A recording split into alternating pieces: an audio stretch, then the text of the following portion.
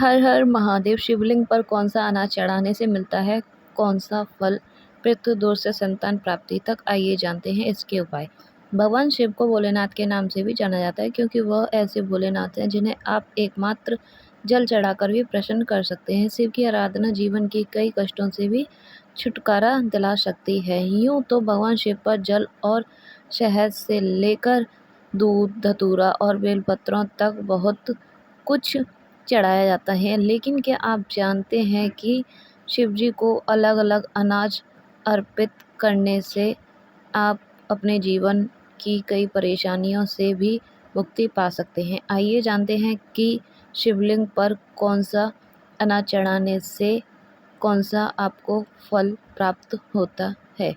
आइए जानते हैं शिव जी पर कौन सा अनाज चढ़ाने से मिलता है आपको फल।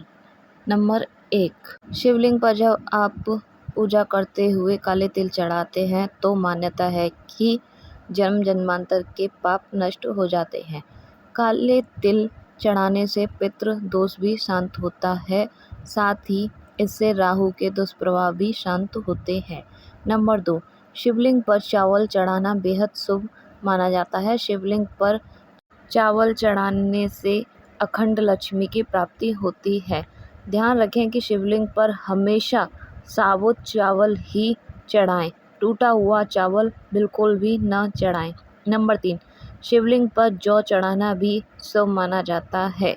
इससे जीवन में लंबे समय से चली आ रही परेशानियां भी दूर होती हैं और आपके सामान्य जीवन में भी सुख और समृद्धि होती है। नंबर 4, यदि आपको संतान सुख की प्राप्ति कामना है तो आपको शिवलिंग पर गेहूं चढ़ाना चाहिए। शास्त्रों में वर्णित है कि शिवलिंग पर गेहूं चढ़ाने से संयोग संतान की प्राप्ति होती है। अगर पहले से ही संतान है तो उसकी तरक्की और प्रगति के लिए भी गेहूं चढ़ाना चाहिए। शिवलिंग पर गेहूं चढ़ाने से विवाह की बाधा भी दूर होती है। वैवाहिक दाम्पत्य जीवन को शिवलिंग पर गेहूं जरूर चढ़ाना चाहिए। नंबर 5, शिवलिंग पर दाल चढ़ाने का भी विशेष फल मिलता है।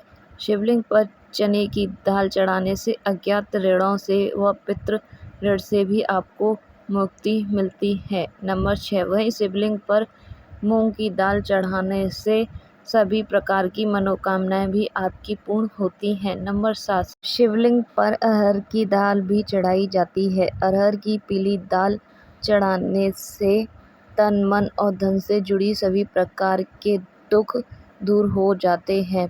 पीले अरहर चढ़ाने से नौकरी में सफलता मिलती है। इससे आपका बुध यह ग्रह ठीक भी होता है।